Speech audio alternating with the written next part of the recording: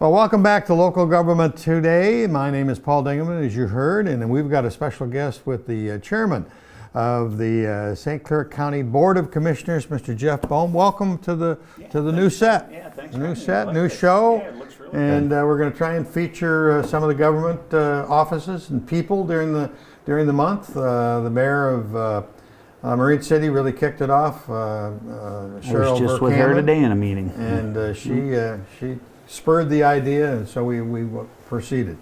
Talk to me about a couple of things that are going on here in St. Clair that you've been involved in. The schools are selling some property. Yeah, just some recent news that they have a tentative agreement worked out to sell Eddy, the vacant property, along with the Gehring. The schools, it's no big secret, the schools have been trying to sell those properties. They were engaged with another potential purchaser.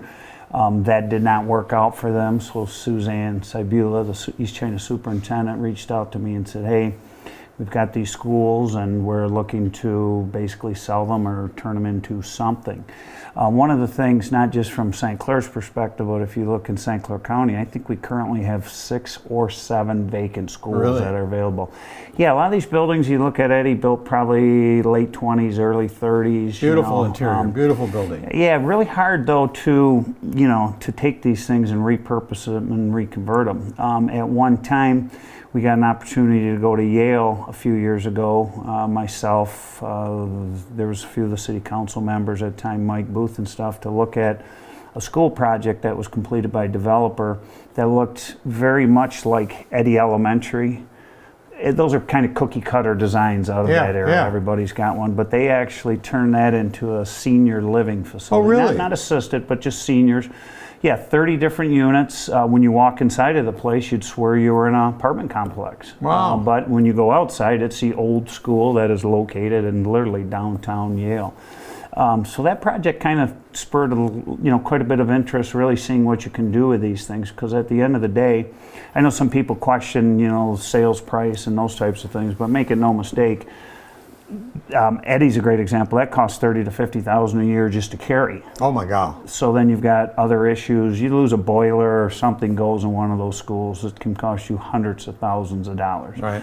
You need to get rid of those things, and to find somebody that's willing to take that on and tackle to come in and invest $3, $4, $5, $6 million to repurpose these things is no easy task. So we're fortunate we were able to get to the developer that it's really 3 pieces of the puzzle. It's Eddy, it's the vacant property along with Gehring, and there again, Gehring has, the school is going to continue to occupy Gehring for 3 years at no cost to the district. So as part of one of the things, if they would have had to rent an entire school for a period of time, there obviously would have been a cost associated with it. And there's a mechanism that we're going to use that we talked about at the county level, which is called the county's land bank. Land bank, okay. Land bank.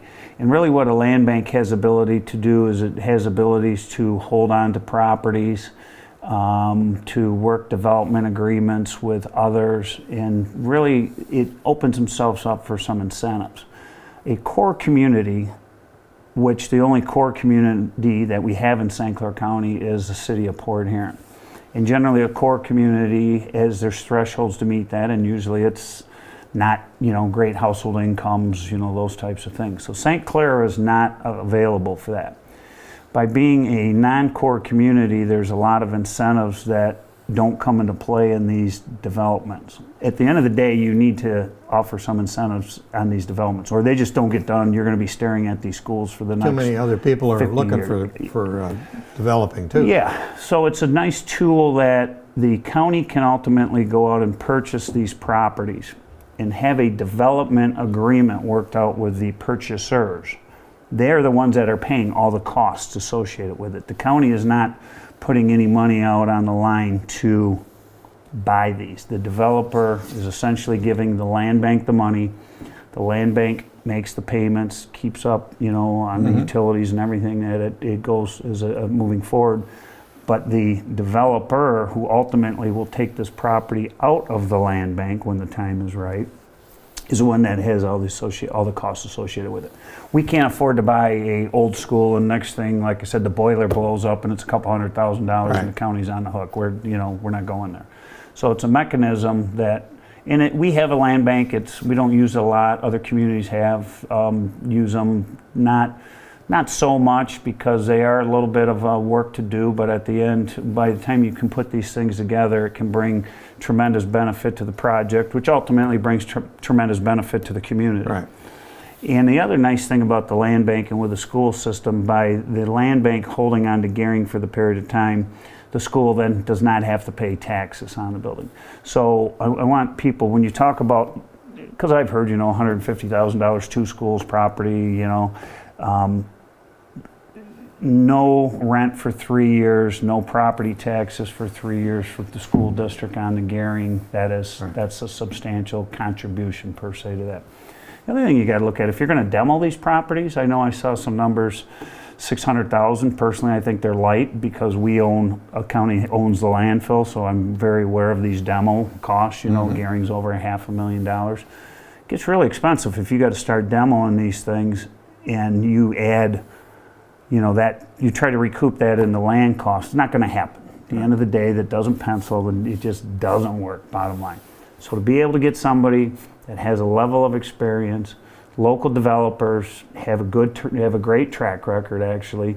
Those are the kinds of people we can get behind, and we can, the county can, call it partner up with them, but it's really using, the land bank to assist in these.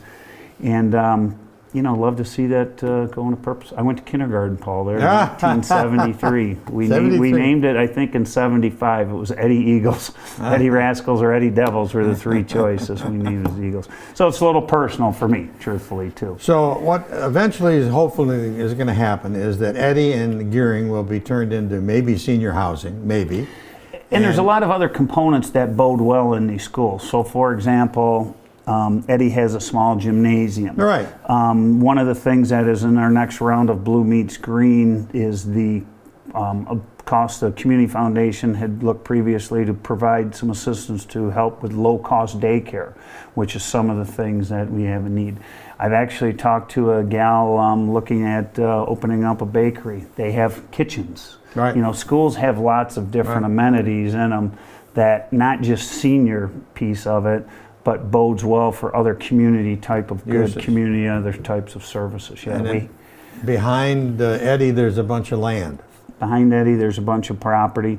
You do have some nuances with Jordan Creek that runs through there. You got the train tracks that run through there, those types of things. But really the housing piece of it, and this is a nice part with the land bank, when you go to develop, the reason we don't have a lot of subdivisions, or no subdivisions, very few in St. Clair County, is the land cost. By the time you actually put the infrastructure in, one of the fellows on my board, Duke Dunn, he works for one of the local construction. There's $50,000 per lot in land and infrastructure before even break ground, right? Yeah. So try to build a quote-unquote starter home. Right. It's not going to happen unless there's some other tools that you can bring to help offset some of those development costs.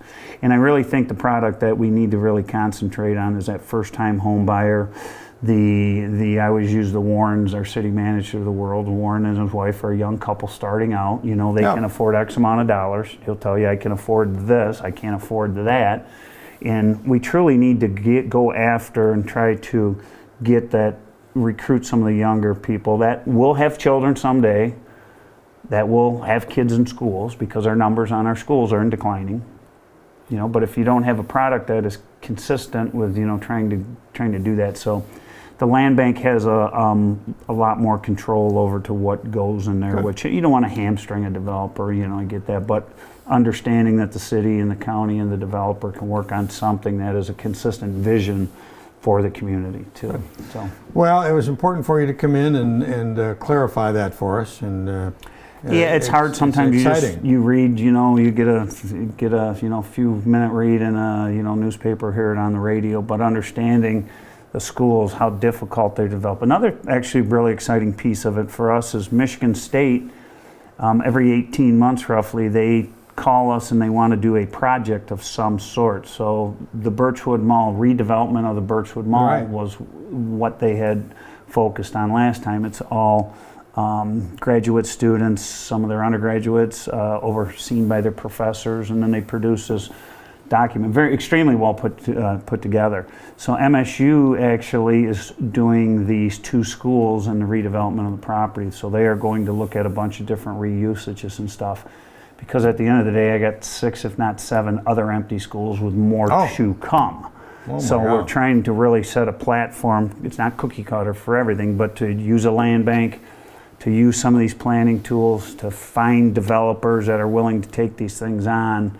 I always said, if you gave me Eddy Elementary, I wouldn't want it. Right. You know, I mean, because you're carrying the burden of everything else that goes along with it. So. Very good. Jeff Bohm always has lots of information and thinks about the future all the time. My hometown, Paul. I want to see good things happen. That's right. Very good. That's Jeff Bohm talking to us from the St. Clair County Board of Commissioners. He's the chairman there. And we thank you for tuning into this edition of Local Government Today.